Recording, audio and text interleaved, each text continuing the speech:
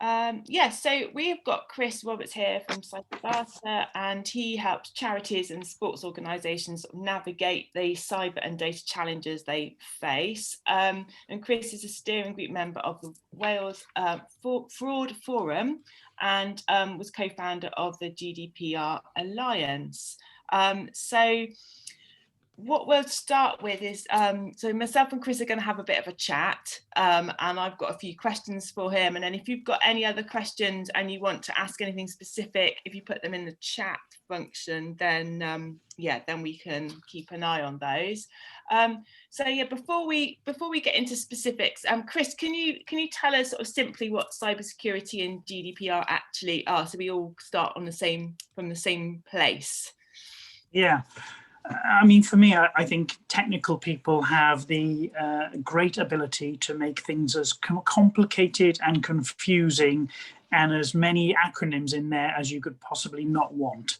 So yeah, very simply, cybersecurity is about keeping yourself safe while you're connected to the internet. And more, our lives, our private lives and our business lives are connected to the internet, whether we like it or not. It's a fact of life. So cybersecurity is all about stopping someone you don't want accessing your systems, simply put. Because once they do get in, they can do lots of things that could harm you. And so you want to stop them as much as you can. That's cybersecurity. Data protection is about protecting the data that you hold about people. Now, we've had data protection laws since 1998.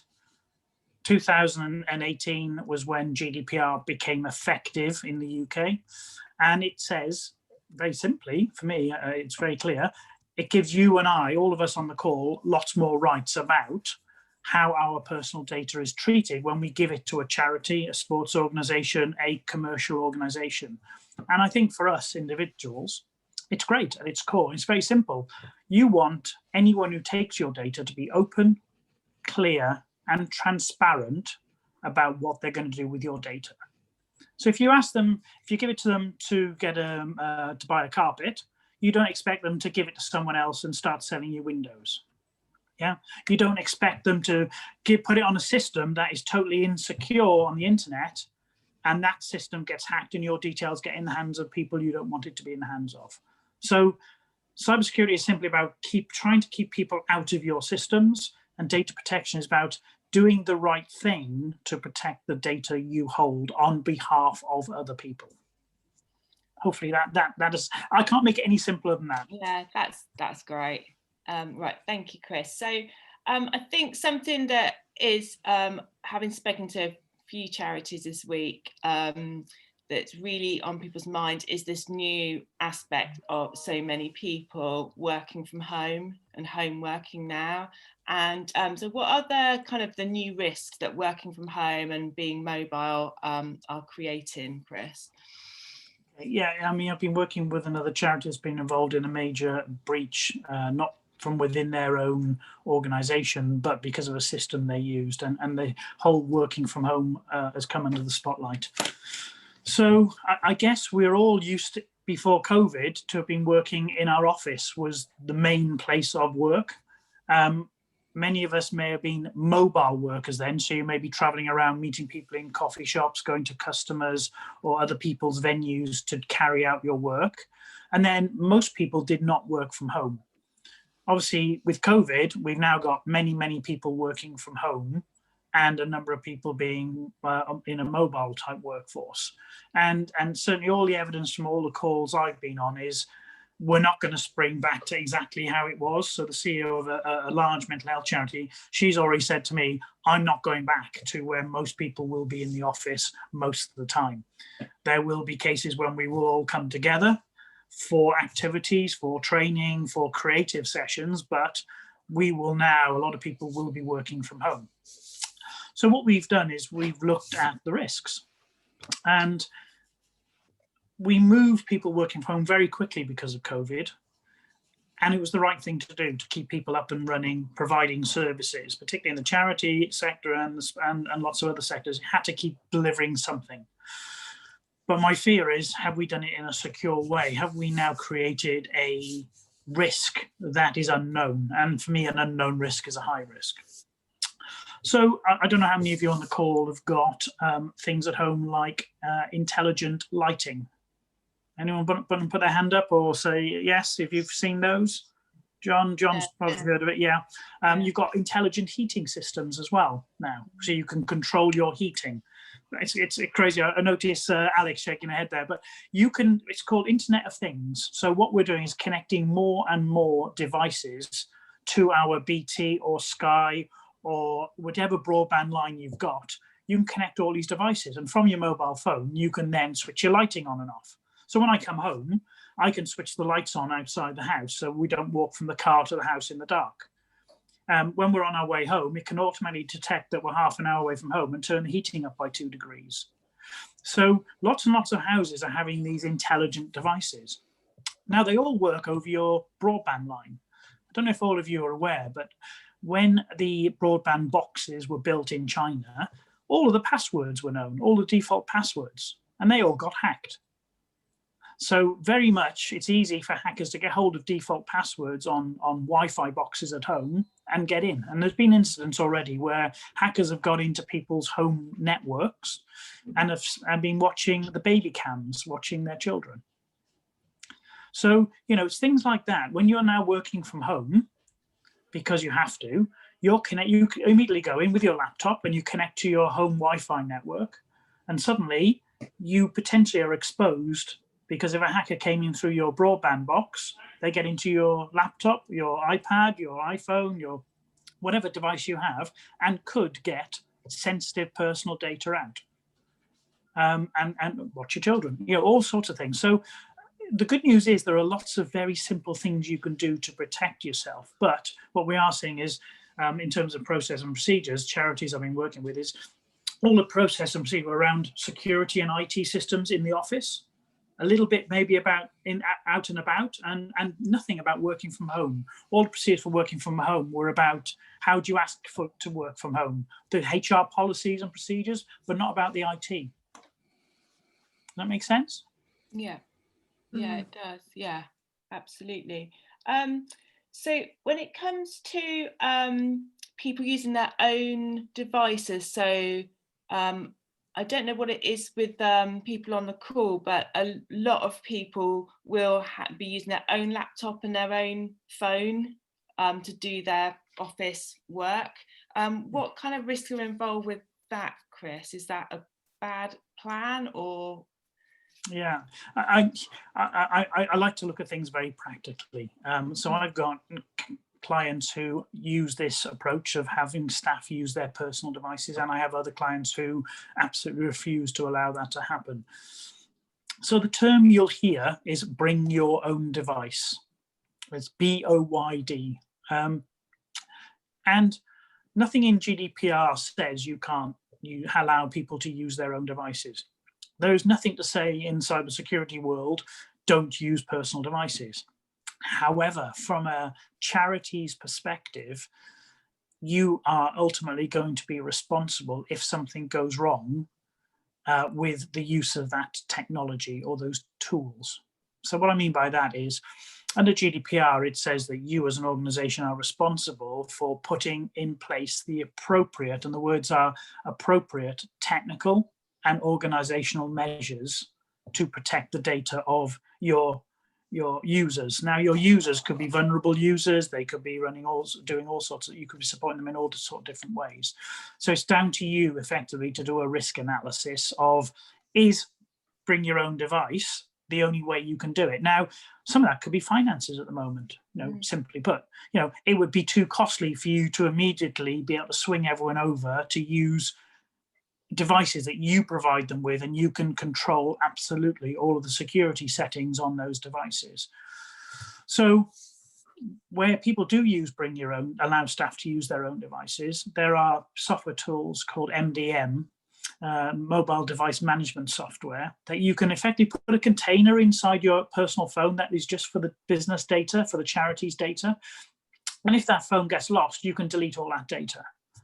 But what it is, it means that you have a bigger overhead. You have to dedicate more time and resources to manage a bring your own device environment.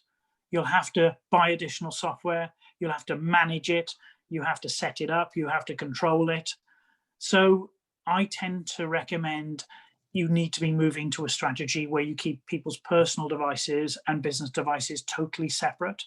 But I recognize, and the law doesn't say you must do it, but I recognize it may be a path that has to be walked over a number of years, because, you know, to replace everyone's devices, buy everyone phones, buy everyone iPads, buy everyone laptops, just might not be the real world in that charity at that moment in time. And, you know, there are funds available to help get new tech, and that might be an approach.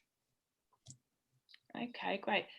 If we can sort of go back a little step to kind of the working from home situation we're in, maybe it's a good time now to talk about the kind of the steps that people can take to to make sure their staff are doing everything they can to be safe online and to be safe for people's data. Let me go through that now, Chris. Yeah. So keeping yourself, there are 4 very basic things you can do to keep yourself, your family, your friends, your children, your partners, your grandchildren safe online. And they don't cost you any money. They might cost you a little bit of time, but they are the most very basic things you can do to make yourself safe. So the first thing is, you've got your email address is typically your access name for every system you use, and then you'll have a password. So you have, they're called credentials. So you'll log in with your email address and then a password. The biggest thing you can do is make sure that you never duplicate the password and email combination on your system. So in my business, for example, I have a finance tool. I also have a CRM tool for managing all of my contact data. And I have a lot of other software as a service tools I use as well. And every one of those is unique. And the reason you need to keep them unique is that what happens is hackers, and we want to come back and talk about hackers in a moment with you, but hackers will get access to a single system, and they'll, because that system's maybe had some failures in its security policies, and they get in using Andrea's email address and Andrea's default password, okay? And because Andrea uses the same password all the time. I know she doesn't, but let's just pretend for this moment. And then what they do is that the hacking, and it's not a person, it's not the hoodie wearing 20-something-year-old either sitting in a coffee shop or in their bedroom anymore. Hacking is a business. It's often run by serious crime organizations. But what they'll do, they will target, they'll get this information and they'll target all the systems on the internet. And what they'll do, effectively, they come knocking on the door of the next system with Andrea's email address and her default password. And that system says the front door is still closed. Then they'll go on to the next system and knock the front door, and that door is closed. But they'll knock on another system, Andrea's CRM system, for example, and the door goes open. And now, guess what? The bad guys are into Andrea's CRM system, or John's finance system, or whatever my system is. And they sit there, and what they do is they watch and they listen and they gather intelligence. And when it's a good time for them, they will strike and do whatever damage that they want to do. Now, of course, if you've got different passwords with your email for every single system, it's very difficult for them to use a weakness in one system against you in another system. So that's the first one. Strong passwords is the next thing. Making sure your passwords are very strong. When I first started in computers, you can see how old and grey I am. The passwords I would use were usually 4 characters, 4 numbers or 4 characters. Now, the National Cybersecurity Centre that's been set up to give us good guidance, recommend your passwords should be strong, and they should be based on 3 random words and the use of special characters, capital letters, and those sort of things. So that information is freely available. What I've done, I've created a data sheet which Andrea can drop in the chat for you. But the idea is, if you keep your email and your password combination unique, and that password is a strong password, then the chance of bad guys getting into your systems is massively reduced. And if you can do this on your own Facebook accounts, on your own Twitter accounts, you're already using probably strong passwords on your banking. So why wouldn't you use them on other systems you use? The number of people who said to me, I've had my Facebook account hacked. And usually these type of things I've talked about already are the causes. So the next thing you can do is, so we've got the password combinations, we've got making your passwords very strong. We've got something called multi-factor authentication. Again, it's one of these horrible technical words, but what it means is a second level of security that makes it even harder for damage to be done to your systems. How many of you use online banking? Can you just put your hands in the air? Everyone? Yeah. So you already use online banking. So let me just get something for you. Some of you may have a device like this, where you put in a code, you put your card in here and put in a code, or you'll have a code, it gives you a code and asks you to put it in, send it via your text message to you, and then you've got to put that code back into the website to get in. That's all multi-factor authentication is. It's not this big, complex system really, but what it means is anyone wanting to attack your systems would have to have access to either your SMS system, which is very difficult. It's another level of sophistication of attack that most general hackers couldn't get access to the telephone network. Or they'd have to get access to your mobile phone. It's not perfect, it's not foolproof, but it's another significant level of protection that stops you, stops the guys in their tracks, and they'll go off and find someone else who hasn't put these protections in place. Okay, so that's 3 of them, and then the 4th one is going to be I've got 3. Where's the 4th one? Do any of you know if you've actually, or do you know any friends who've actually had their credentials hacked and their Facebook accounts broken into, or Twitter accounts taken over? Hacked. Yeah. Anyone else? Yeah, John has. Yeah, John has. Yeah. So I think for me it's awareness. You know, the instance of theft of credentials is growing. The number of cyber attacks is growing. The number of, you can look at some companies' websites and charity websites now, and you can see thousands of attempted hacks every day. So we just have to learn to live with this. It's a bit like COVID, really. But there is a link I've got in the document I posted for you. It's a link that says haveibeenpound.com. If you go onto there in your own time and have a look and put your own password, your private email address or your work email address, you put it in there. It is safe, and the screen will then go green or red at the background, and it'll tell you whether that email address has already been hijacked by the hackers. And so if your credentials are out there, and it'll also tell you which systems the hackers got it from. So last year I had quite a shock because 2 or 3 of the marketing tools I use were all hacked. And out of those systems, they got my email address, they got my password, and they got other details. But I know I wasn't damaged in any other way because I had strong passwords, and the passwords were unique for each of those systems. So if you look at those 4 things, it'll give you a much better appreciation for how much risk your own personal email is at, and the systems you use and your work. And then the other 3 things will allow you to put protection mechanisms in place. But they don't cost you any money, and simply they might take you half an hour of your time. And I think as a Christmas present to your friends and family members, then share this information with them, please. Has anyone got any questions at this point about things that you're doing in your own line of charities, or that are going on? If not, we'll keep going. No, all good. Yeah, cool. Alex, I think Alex has just asked a question. If email has been hacked, do we need to change them? That's a really good question, Alex. So that's like I just mentioned. If it say, do we just have to change all our passwords again, or do we have to go through and create a new inbox? Good question. So what used to happen is, I don't know if any of you work for bigger organizations, but what they used to do with their password policy was that they try and get people to change their password every month on their accounts.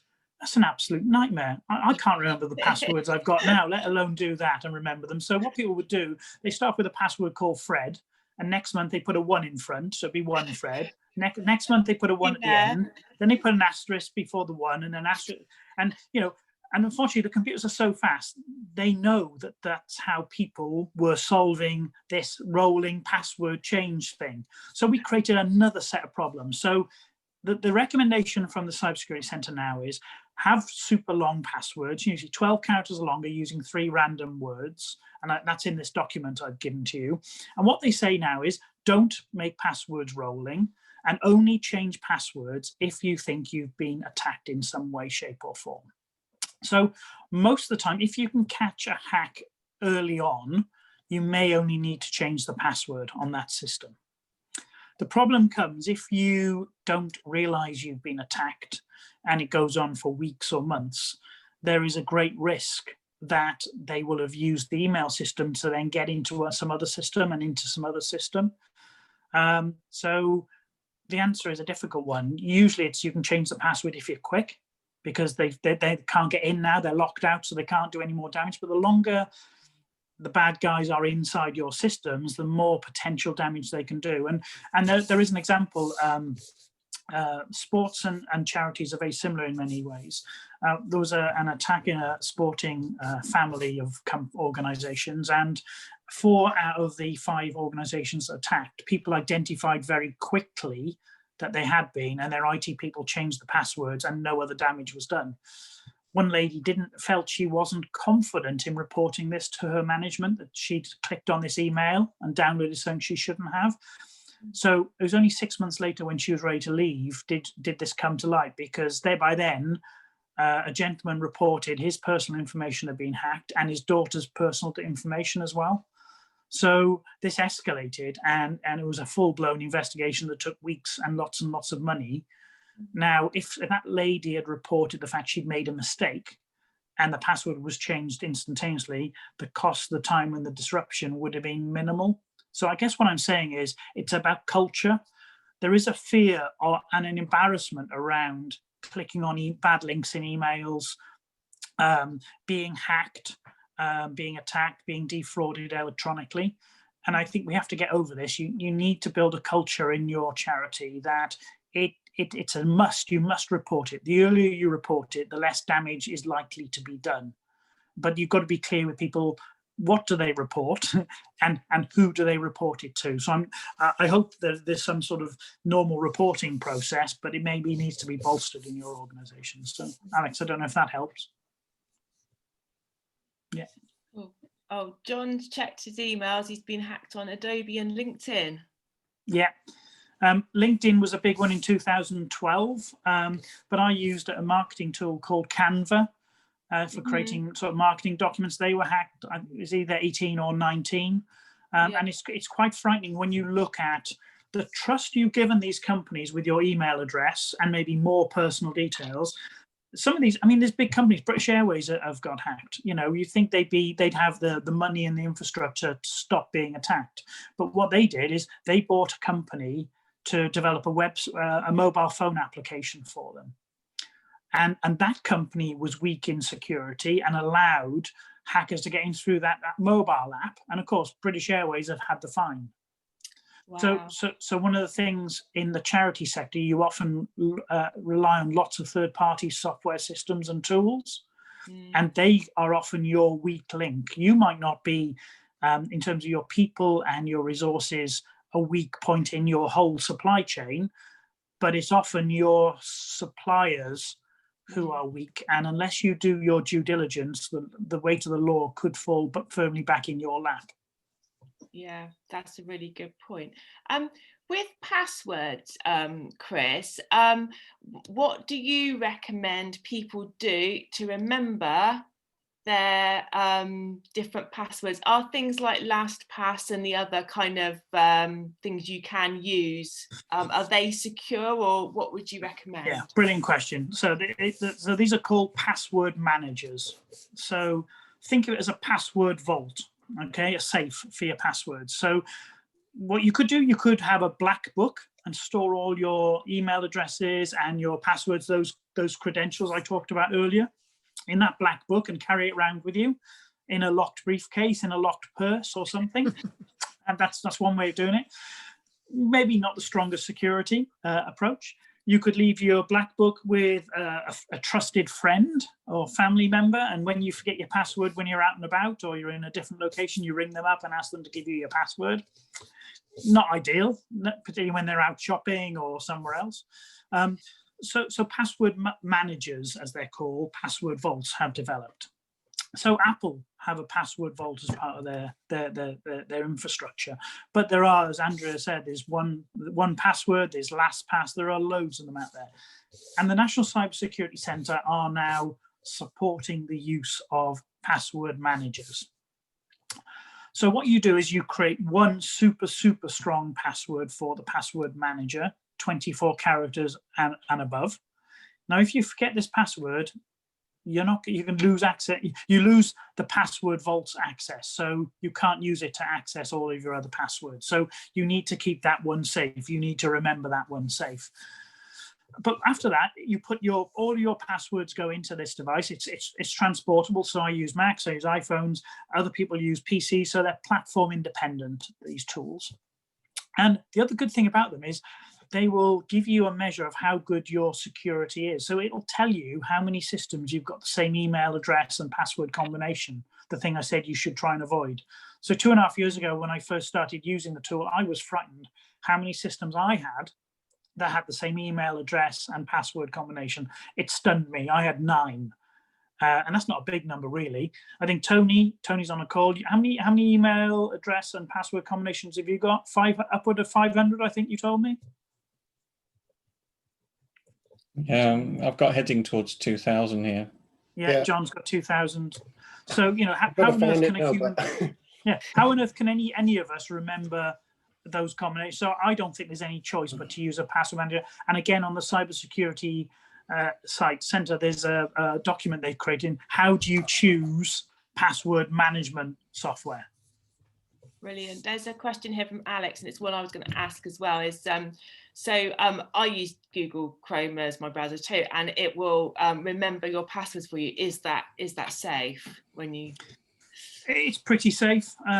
Amazon and Google, they can be hacked like any other organization. There is no such thing as perfect security. The reality is the bad guys are usually at least one step ahead of the good guys. So Amazon, Google, Apple, all of these guys are having to work very, very hard to keep their systems absolutely safe. But I store my passwords in browsers as well for certain systems. I guess it's a degree. My finance tool, my CRM tool for my business are absolutely paramount. And doing what I do, I need to make sure they're absolutely safe. So they're not saved on any browsers, on any of my devices. I keep them just in the password manager.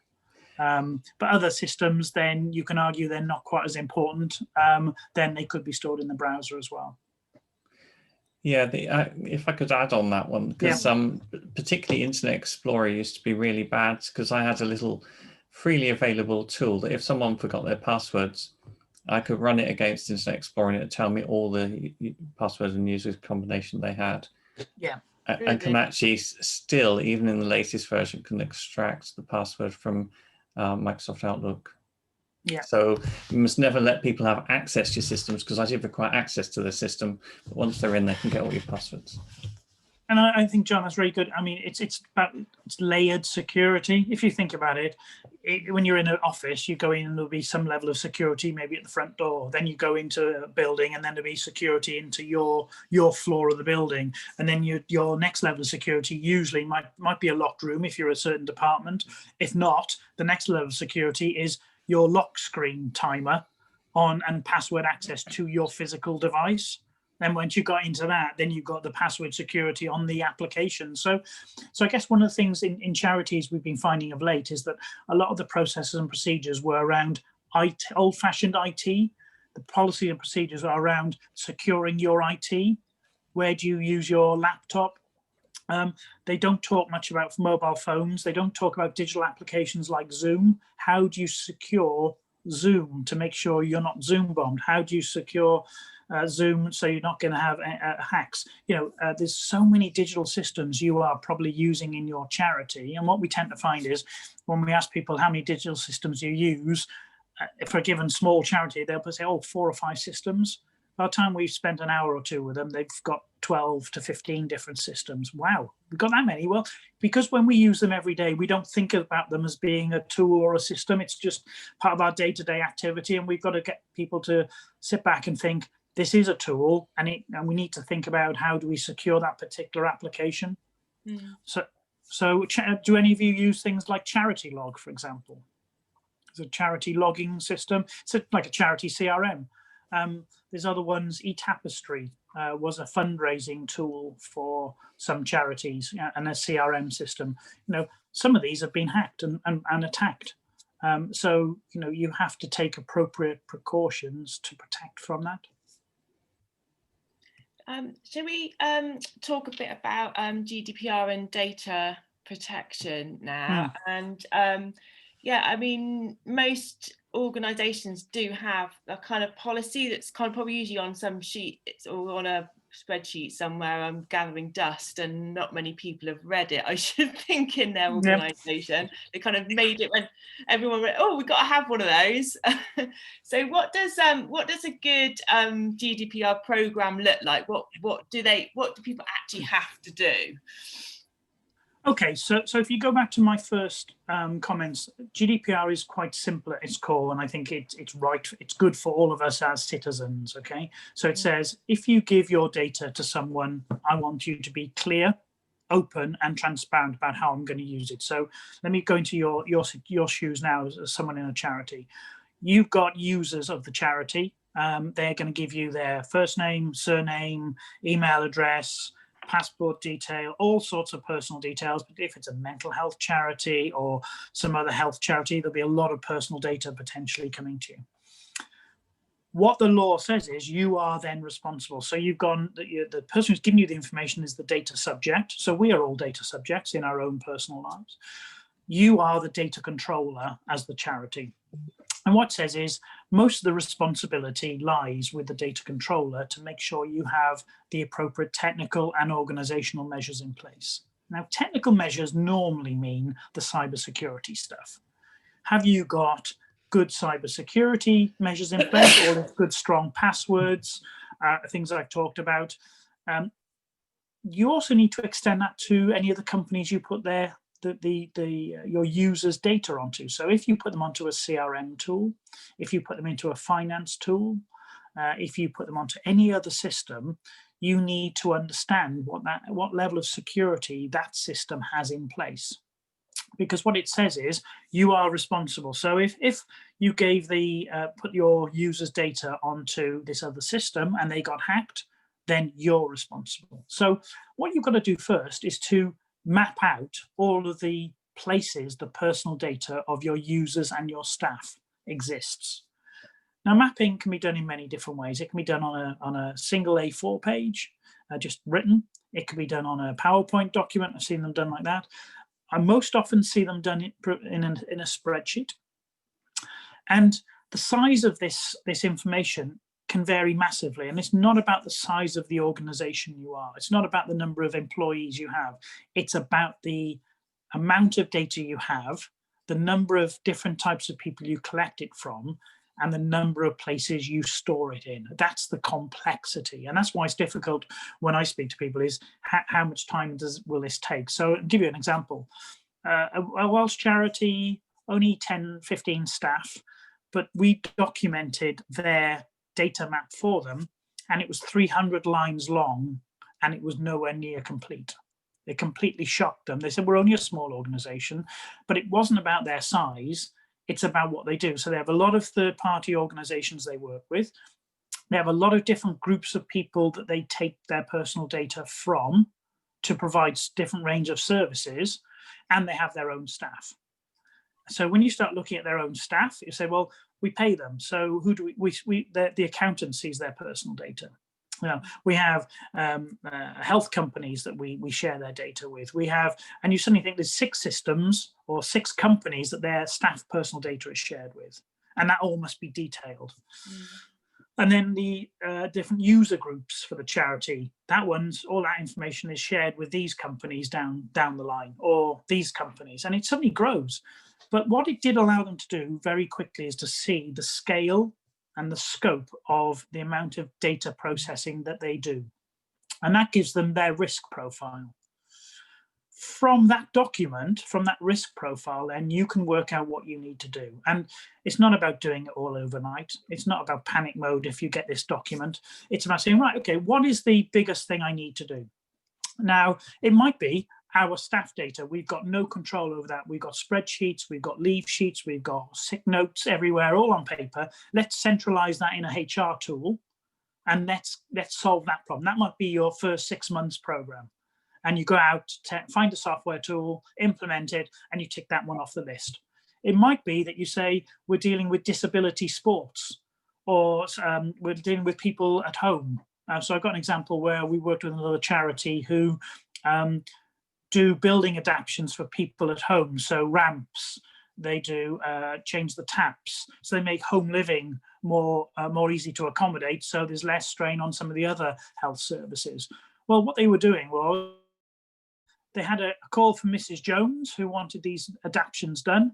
They would email out to all of the contractors on their list saying, who wants to go to Mrs. Jones's house to quote, here's her address, here's her mental conditions. These are all things she wants to do. And by the way, the key code for her front door key is 2437.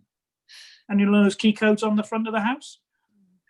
They hadn't even thought that what happens if only two contractors replied, but all the others have still got all of those personal details on their laptops and on their phones. It was frightening, absolutely. So if it was my mother who was living in that house, from my perspective, I'd go absolutely mad. I'd be crazy over it, because that's wrong. You know, what they need to do is minimize the amount of data they share. So all they need to go out to the contractors was, who wants to go see Mrs. Jones? This is the type of work. If two people replied, they gave those access details to those two people. So from your understanding of the data map, you then create all the other documentation you need. And the law says you need to have these documents. You need to have data protection impact assessments, which is like a health and safety impact assessment for data. You need to have data sharing agreements. So if you're sharing personal data of one of your users with another company, another charity, or you're putting on another system, you need a data sharing agreement. And they don't have to be complex documents, but you need to have them. You need to have a privacy notice or multiple privacy notices, depending on the number of customer groups. And all of these documents can't be written effectively and in any way that protects you without having your data map in place first. So really a good program that we've developed over 4 or 5 years now is working with the senior team in a charity to say, this is what GDPR is, this is what it's not. Let's get rid of all the myths. There were lots of myths around the 2018 date. Let's get rid of all of those. And what we do is say, this is a charity-wide problem to solve. It's not a marketing person's problem. It's not an operations problem. It's not a finance team's problem. It's the whole charity's issue to solve. So if you all work together, you can achieve this. So we tend to recommend a kickoff workshop, which is a half-day session with all of the senior team. So they all hear the same story at the same time. No one can then say, oh, well, it doesn't mean this, it means that. So everyone's on the same page. Then we recommend going and building the data map. And we tend to support people to do that because it's your data map. It's not our data map, it's your data map. And then from that, you've got a plan, a roadmap of the things that you need to do, all the other things you need to do to put in place. So that would be my ideal plan. Okay, brilliant. Are there any questions around that? Okay, great. Well, I know we're giving like loads of information here. Perhaps I think would be quite helpful if you sort of give us kind of what your overall kind of takeaway messages are, Chris, and then if there are any sort of questions then towards the end that people want to ask, then that would be great. Yeah, I guess for me is that it's a matter of time before all organizations are impacted in some way by some sort of cyber attack and data breach. I mean, I believe in the internet. I think it's fantastic. We can do so many things. We couldn't do what we're doing today a few years ago. The internet was just not developed enough. So, we can do so many wonderful things and support so many people using the internet. But it's about, in your personalized personal responsibility, only you can make sure your cyber defensive wall is as good as it can be. From the charity perspective, what you have to do is, again, it's about making sure those cyber defenses are as good as they can be. And it's making sure that data protection, you've taken appropriate steps within the data protection piece, and say that's about having a roadmap of changes. I think the biggest risk probably is through your supply chains, and that's what we're seeing. I don't know if any of you are aware of a company called Blackboard, and they had a CRM called eTapestry. They bought it about 4 years ago, and they had a massive data breach earlier this year. And we've been working with a charity who then had to report themselves to the ICO, which is the regulator, because the eTapestry system, all of the personal data of everyone who'd been on that system has been breached. So what it meant for this UK-based charity was that they had to then report themselves to the regulator, and they had to carry out actions fairly quickly. So the first thing to do was to look at all of their suppliers, other software suppliers, and identify if they were also weaknesses. Now, out of 7 software suppliers that we looked at, and each one takes 2 to 3 days to do this properly, we found that 2 were pretty good, 3 were okay, needed improvements, but probably the charity could work with them over time to make those improvements. And 2 of them, we said, you have to cease and desist immediately. The level of sensitive data you have decided to allow this company to process on your behalf is not adequate. Cease and desist. And so now they're going out to tender to find alternatives. But of course, this is all being done under pressure. Pressure because they've had to report themselves to the regulator will come back and ask them questions. So I think it's about being proactive. It's not about doing huge amounts with lots of money all at once. It's about doing nothing is probably your highest risk activity right now. Take some time to start to look at your data mapping. That will then give you the evidence to perhaps go to the CEO, the CFO and say, look, we haven't got enough visibility of this. We didn't know what these risks were. And then start working on all of the other documents. So I think that would be my point, is that be proactive, don't sit there and wait. And the other reason I would say that is the regulators just put in place 800 new resources last year as enforcement officers. So they are beginning. So I think the honeymoon is coming to an end. Up until now, the regulator's been focused on big companies like Facebook's and British Airways. They're now starting to look at the next tier of organizations down, and charities are under scrutiny. So I think that the honeymoon period is coming to an end. And if things are reported, they will be looking at more detail. And what they've said is 3 things. First thing we'll do, we'll come and look at your training record. We want to see your training records. Have you trained all your staff appropriately? Number 2, we'll want to see a data map. And number 3, we'll want to see evidence that you've got data impact assessments. So these are written documents that say we've assessed the risk of doing this type of data processing. So yeah, that would be my summary. Is it's not going to get any better in terms of the risks coming towards you, but you should be proactive now and look at what you've done already, because you may have already done something, but go back and reassess that you've done it in enough detail, and then start, which is your data map, get that accurate. From then you can actually identify the things you need to do, and you can start to plan for them appropriately.